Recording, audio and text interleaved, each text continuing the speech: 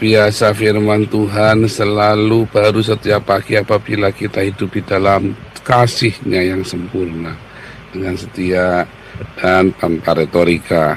Hari ini tema kita adalah lari dari musuh. Mazmur ini buku yang jujur sekali ya. Mazmur ya.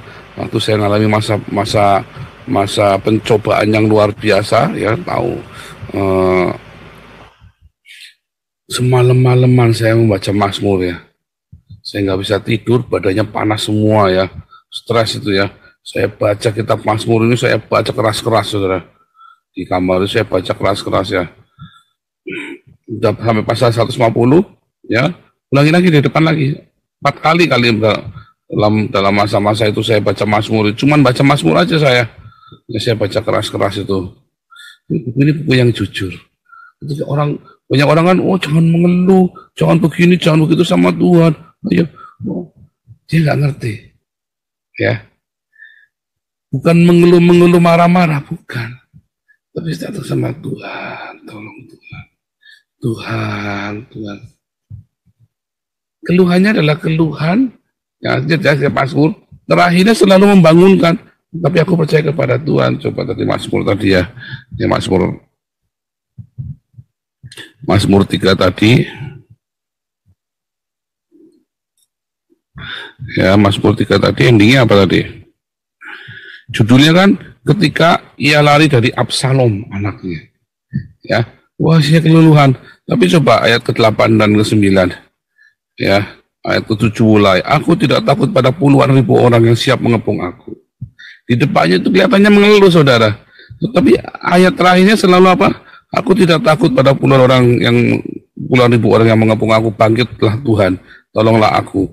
Engkau memukul rahang semua musuhku, mematahkan gigi orang fasik. Dari Tuhan datang pertolongan, berkat buat semua. Selalu ya. Di depan itu kelihatannya keluhan, tetapi di belakang itu selalu ya. Jangan takut saudara. Jangan munafik. Kalau kita memang lagi capek, Tuhan aku lelah Tuhan. Tuhan aku lelah Tuhan. Udah, tapi Tuhan kuatkan aku. Sukacitamu bersama denganku. Gitu saudara. Bukan mengeluh, Tuhan kenapa gini ngomel-ngomel, bukan. Tapi Mazmur ini jujur, kondisinya memang capek. Tuhan aku iri Tuhan. Tuhan aku marah Tuhan. Jangan munafik, Anda nahan diri begitu, munafik begitu, Anda akan jadi orang yang hipokrit, munafik ya. Anda nggak suka sama Tuhan, nggak suka dengan kondisi ini, tidak menyenangkan. Anda bilang, Anda letih, Anda marah. Anda jealous, Anda syirik, Anda ngomong Tuhan. Tapi selalu ingat, harapkan Tuhan ada selalu pertolongan, Tuhan ada selalu kekuatan, di dalam Tuhan selalu ada penghiburan, di dalam Tuhan selalu ada sukacita. Ya, saya marah, bisa marah, nggak mungkin nggak marah. Seorang itu jangan munafik gitu ya. Kadang-kadang orang itu munafik, ayo marah, nggak boleh marah. Siapa bilang nggak boleh marah? Ya, yang penting waktu marah itu jangan sampai matahari terbenam. Ayo, kamu dengki, kamu dituduh. Saya dulu gitu ya, saya pernah ada orang nuduh saya ya. Ayo kamu marah. Emang kenapa kalau marah? Emang nggak boleh marah? Boleh. Yang penting matahari terbenam selesai. Makanya cepat bereskan. Artinya apa? Kamu harus cepat bereskan. Tata hatimu. Ya, orang dikhianati ya pasti tidak senang hati, saudara. Ya, kamu boleh ngomong sama orang-orang Kristen ngerasani saya. Begitu kamu sudah ngomong sama orang Islam, dikhianati, saya marah saudara. Marah, jangan ngomong nggak marah. Dan saya nggak suka hati. Ya, enak langsung mual. Ya. Kalau di sebelah saya bisa saya pukul itu. Kalau sebelah saya serius nggak pakai ini. Tetapi nggak boleh sama matahari terbenam. Tapi jujur nggak marah-marah. Saya marah bukan karena dia menjelek-jelekan saya. Saya marah karena dia rapat kepada orang Islam dan melawan saya. Ya kan? Kalau dia menjelek, saya tidak marah kepada orang-orang yang memfitnah dan menjelek-jelekan saya nggak marah, saudara. Biasa. Tapi saya marah ketika orang itu sudah merapat kepada orang Islam, kepada musuh-musuh. Pengkhianat kita susah. Waduh, jadi begitu. Nah, itu saya marah. Ya. Gak usah munafik. Saya lihat banyak orang-orang munafik ya. Ada orang merasa dituduh sama saya, dia merasa dia tetap, kami tetap mengasihimu. Oh, saya bilang, oh enggak, semoga Tuhan mengampunimu. Saya marah kok, memang kok, saya nggak suka kok. Ya kan, semoga Tuhan mengampunimu. Nggak usah ngomong Tuhan mengasihimu. Ya kan, Agustan dulu ya, mau ngancem bunuh saya. Oh, semoga Tuhan mengampuni kamu. Wah, aku tetap mengasihimu Agustan. Tai kucing. Tai kucing. Jangan munafik kita ya. Kita bilang, semoga Tuhan mengampuni kamu. Kita, semoga Tuhan mengampuni kamu. Kecuali Anda benar-benar ngamal. Anda jangan, itu ya, saya dulu belajar psikologis ya, waktu saya kuliah teologi itu saya belajar psikologis itu 3 semester ya. Dia dikasih tahu. Yang begitu-begitu itu adalah kamuflase psikologis. Percuma. Kenyataannya masalahnya ada, Anda hanya membuat kamuflase. Jangan, yang benar disalurkan. Setiap kali ada tekanan-tekanan dalam jiwamu yang kamu tidak suka, baik itu kemarahan, kekecewaan, keputusasaan, depresi, bukan Anda tekan.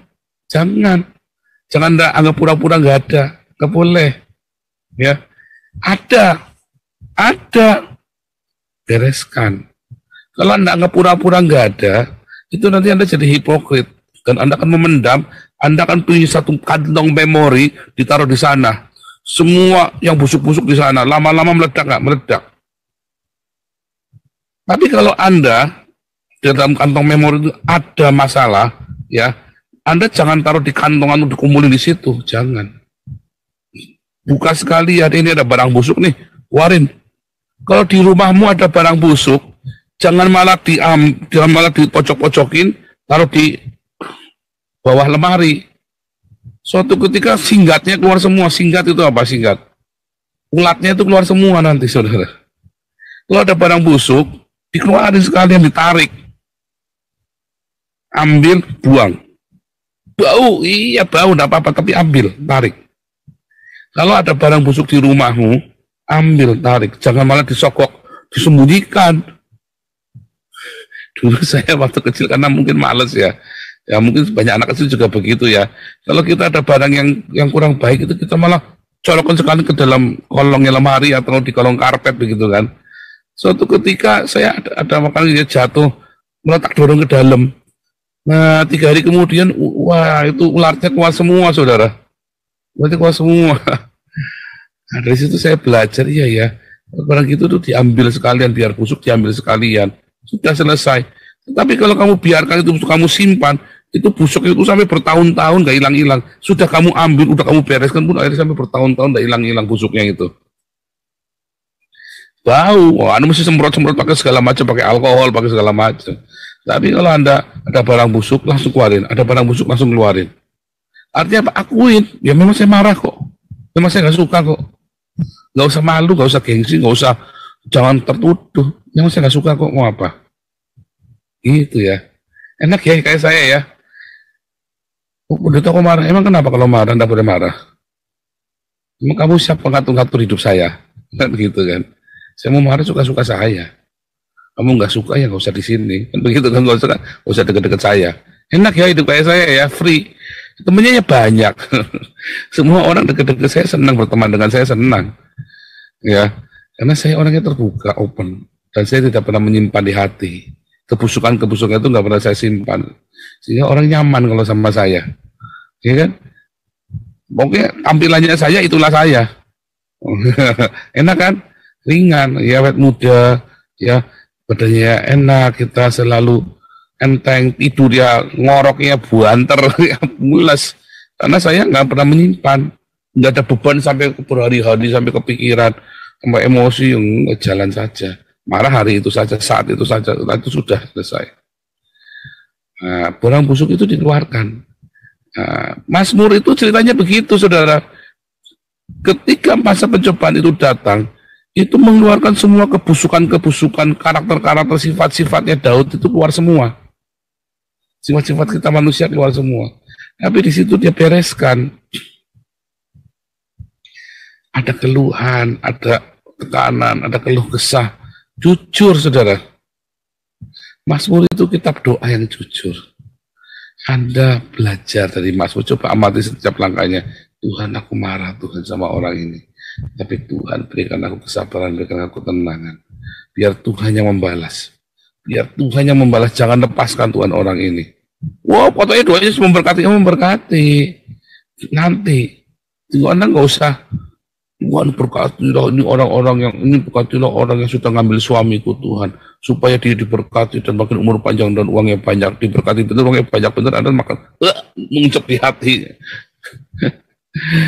Berkatilah orang yang mencuri suamiku Tuhan, supaya dia makin cantik, makin ini, suami makin digondol, makin gak pulang-pulang.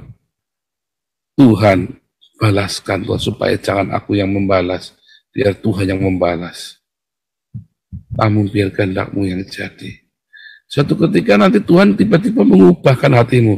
Tuhan, ternyata ini orang susah Tuhan. Berkati dia, ampuni Tuhan. Ternyata dia ini orang setengah gila. Sudah mau mati kena HIV. Tuhan sembuhkan dia, Tuhan kasihan. Saya dulu ya, yang nipu saya dulu itu 4 miliar saudara. Saya pertama misui dia tuh. Saya ngutukin dia setiap malam, tak kutukin saudara. Tapi sampai suatu ketika saya tahu kondisinya dia, dari Tuhan sembuhkan orang ini Tuhan dari sakitnya. Ternyata sudah HIV dan dia sudah tergantung obat, sudah kena hepatitis, HIV akut sudah, dia sudah ketergantungan obat. Jadi setiap kali dia punya uang, udah mau kaya, dia mau berobat kan pengen sembuh kan. Jadi begitu saudara, kasihan. Lah anak-anaknya gimana? Ya kemungkinan kena HIV juga. Makanya dia khawatir. Saya baru tahu ternyata berat sekali ya. Karena masa mudanya dia pakai narkoba, suntik saudara. Jadi kena hepatitis, kena HIV, udah komplikasi dia itu. Ya, sampai katanya kalau buang air itu sudah air. Buang air itu sudah air.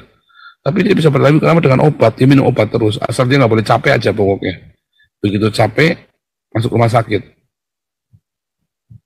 Kasihan ya. Sampai sebegitunya, bertahan. Akhirnya saya mendoakan kasihan ya, kasihan juga 4 miliar. Duh 4 miliar mah, saya kalau sakit kayak gitu bisa ngerampok kali, bukan jangan 4 miliar. Apapun saya tak rampok, usah semacam kali ya, kalau dalam tekanan-tekanan seperti itu ya. Ya kan, demi keluarganya jangan berantakan. Ya kan, kasihan orang begitu saudara.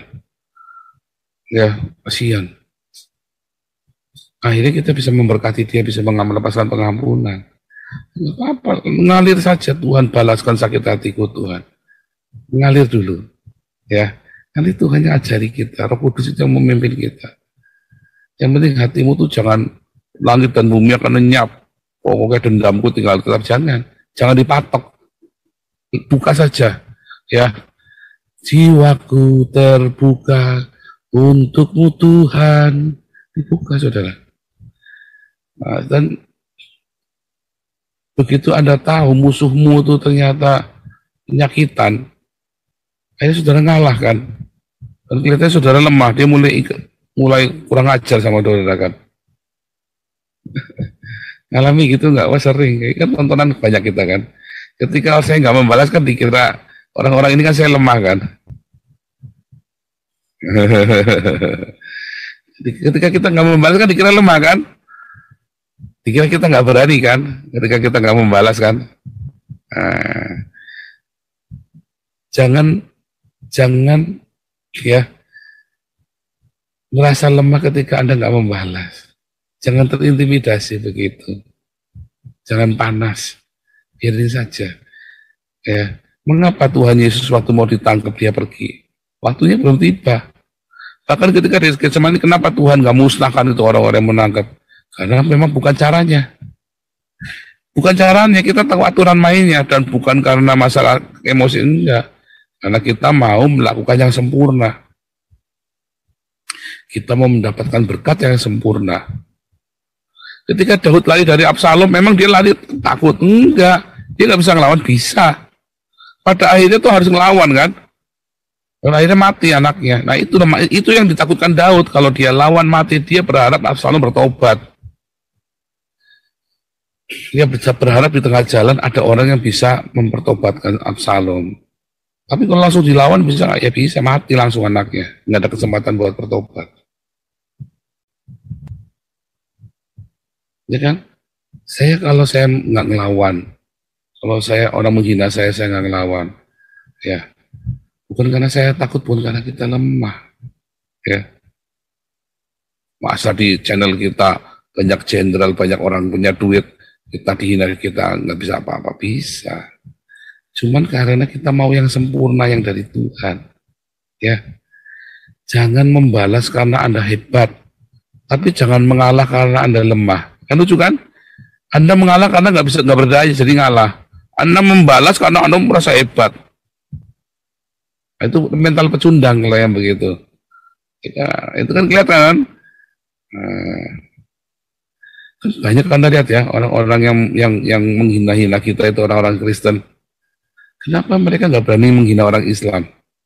Saya pernah ya dicaci maki di satu channel YouTube, katanya saya sesat karena menganggap diri Nabi. Lalu saya nanya sama dia, kamu berani nggak ngomongin Muhammad sesat sekarang? Nggak berani. Kenapa kamu berani ngomongin saya sesat? Saya percaya Yesus. Jadi kamu berani ngomong saya sesat gara-gara saya ngaku Nabi. Itu Muhammad ngaku Nabi, kamu berani nggak ngomong sesat? Nggak berani kan? Kamu pecundang. Kamu cuma berani karena saya Cina. Kamu pikir saya nggak akan ngelawan kamu kan?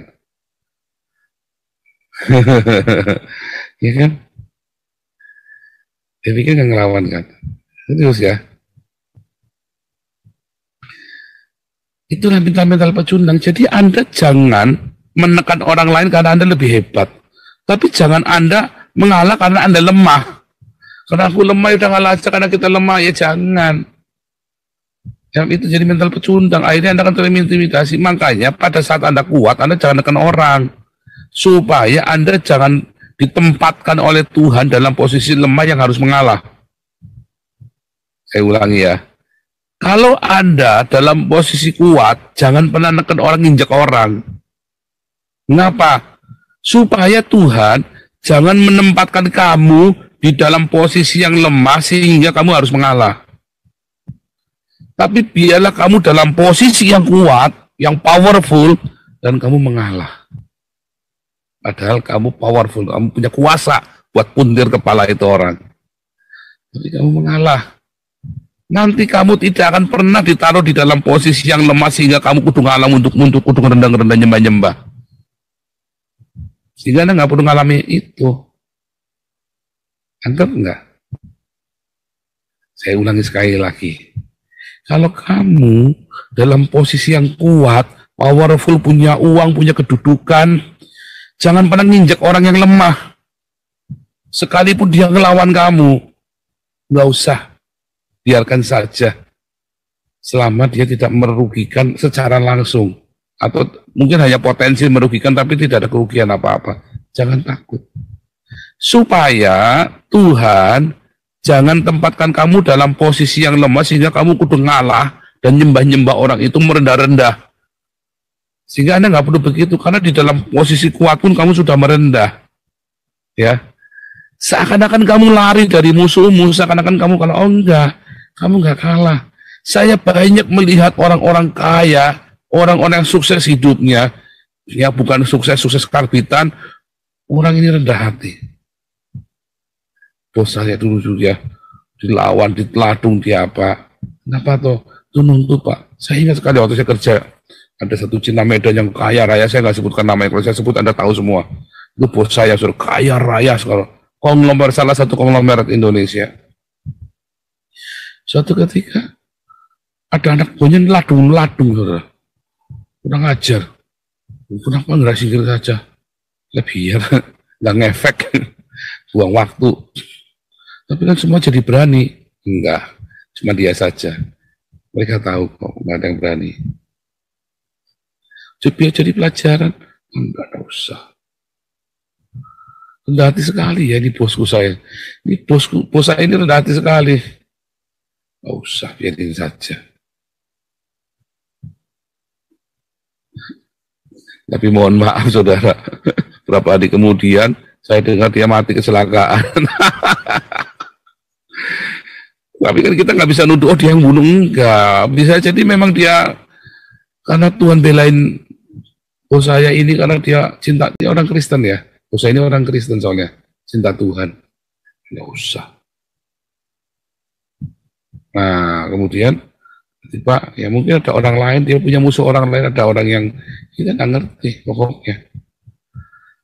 Sekalipun dia kuat, dia nggak mau. Ini saja ngomong ojek apa, jangan didengerin kok. Ini mau gimana, kita harus nggak usah kok, jangan didengerin, jangan diterima, nggak usah, jangan buang waktu. Itu ya. Saya banyak ketemu orang-orang yang bijak ya, orang-orang kaya raya itu bijak. Ah, biarin aja. Itu biar RT aja yang ngurusin.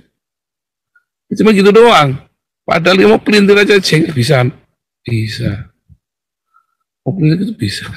Nah, tapi kalau orang-orang OKB kayak orang-orang kaya nanggung, orang-orang punya duit nanggung kayak saya dulu ya zaman itu. Orang punya duit tapi nanggung. Oh, dalam ladung saya tak lawan, saya tak penjarain. Ya kalau perlu saya bayar polisinya. Bodoh kan? Akhirnya kan uangnya kan korat-karit kan? Wah ini duitnya kenapa kumpul? Energinya mana-mana pun melihat beginian. Nah, dari situ kita belajar ya. Kita ngelihat orang-orang. Ketika kamu kuat, justru saatnya kamu mengalah. Ketika kamu sedang lemah, ya doa sama Tuhan. Tuhan, aku harus lawan, aku harus diam. Karena tapi kalau orang pecundang, kalau lagi lemah, ngemis-ngemis, saudara. Ya maaf ya, jilat-jilat pantatnya musuhnya. Begitu kuat dia, injek siapa saja diinjek sama dia. Ya, lupa kalau dia dulu lemah, jilat-jilat pantatnya orang.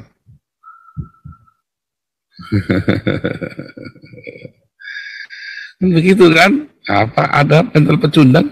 Evaluasi diri saya introspeksi. Apa ada pecundang? Itu tanda pecundang itu begitu ya. Pecundang itu beraninya sama sesama kita sendiri, nggak berani sama orang Islam. Ya, pecundang itu cuma beraninya nyerang kita sendiri, orang internal kita. Ya, contohnya ya Gilbert itu pecundang. Berani nggak Gilbert ngomongin Habib Rizik anak iblis? Nggak berani kan?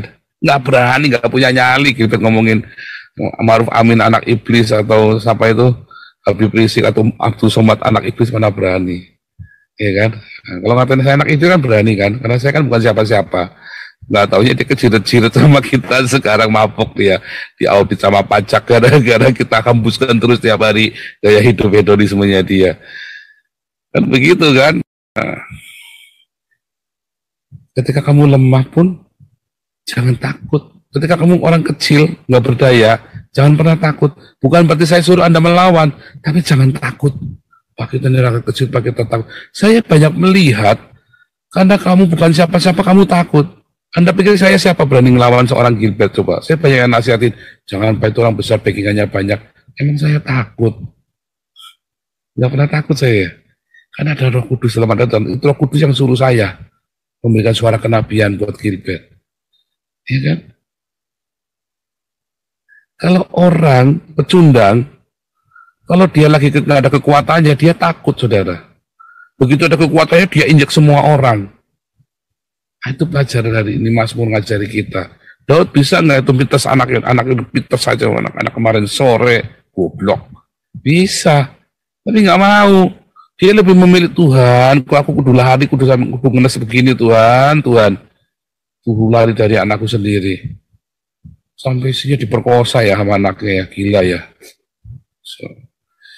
Gila sekali ya, tapi memang sudah begitu. Kalau memang dia harus menanggung, kan Daud sudah siap. Aku harus menuai apa yang aku tabur. Sikap hatinya luar biasa Daud ya. Dia siap menuai apa yang dia tabur. Dia sudah tahu, Nabi Nathan sudah pernah bilangin dia. Nanti ya sudah Tuhan, asal aku jangan jatuh ke tangan musuhku. Biar aku jatuh ke tanganmu yang kuat saja. Makanya Tuhan sayang sama Daud. Orang-orang yang demikian Tuhan sayang. Lagi kuat jangan mites orang lain, jangan nindas. Lagi lemah jangan takut. Ya, Tuhan sayang sama orang-orang seperti ini. Ya kan? Contohnya saya, Tuhan sayang. Haleluya. Haleluya jelek ya. Saya sebel ya, haleluya jelek amat ya.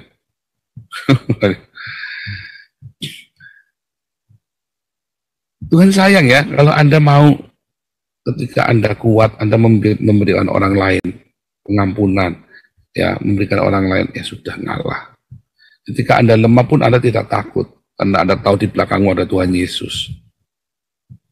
Ingat-ingat itu. Kalau Anda sampai satu rema itu, Anda ngerti rema itu, hidupmu nyaman. Hidupmu akan nyaman sekali. Ya, kayak Paulus lari, Yesus lari. Lu kok lari? Oh, bukan lari. Memang belum saatnya. Kalau sudah saatnya dihadapin. Kenapa Paul lari Eropa? Ya, belum saatnya. Saya disuruh ngasih makan Indonesia, makanya nama saya Joseph. 2015. Ya, Tuhan suruh bilang, nama kamu sekarang Joseph. Ya, kamu harus kasih makan. Makan? Gimana kasih makannya Tuhan? Hari ini benar-benar ya. Loh, Yusuf pun waktu ngasih makan orang Mesir, apa duitnya Yusuf? Bukan duitnya Firaun kan? Sama saya ini ngasih makan orang Indonesia, apa duitnya saya? Bukan duitnya Anda semua. Kita kumpulin, kita kembalikan kan.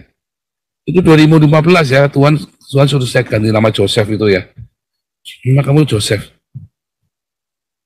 Wah, Joseph gaya tuh, Joseph. Ya Joseph nama kamu, nanti kamu diasingkan. Orang akan mengasingkan kamu. Karena kamu bersinar, orang gak suka sama kamu, kamu diasingkan sendiri. Tapi kamu akan kasih makan orang. Sahabat saya itu langsung, wah kamu, namamu, berarti kamu harus kasih makan orang dong nanti. Hehehe, cuma gitu waktu itu. Terjadi ya, perbuatan itu terjadi. Kita kasih makan orang. Joseph, ya kan? Dan setiap langkahnya penuh hikmat, kita cermat, kita hitung. Tetapi yang lebih penting, tapi gimana?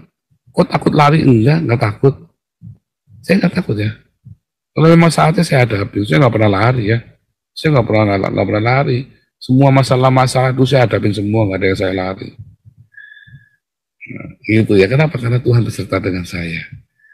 Nah, enak ya, kalau enak. Pertamanya Anda deg-degan, saudara. Anda pertamanya grogi. Pertama itu Anda goyang, bingung, gayapan, saudara. Tapi kalau Anda sudah yakin, seker sama Tuhan, sure, ya firm sama Tuhan, nanti saudara tahu yang saya ngomong. Tapi Anda kudu nyoba. Kalau nggak nyoba ya susah. Kapan mau nyoba kalau bukan sekarang? Nah, nanti Tuhan, saya belum siap sekarang Tuhan. Ya Anda nggak siap-siap nanti. Nanti ada masalah lagi. Setiap kali Anda tunda, ya itu kan makin berat. Ya, jangan ditunda. Melakukan firman Tuhan itu jangan ditunda. Barang siapa mendengar logosku dan melakukannya, baru logos.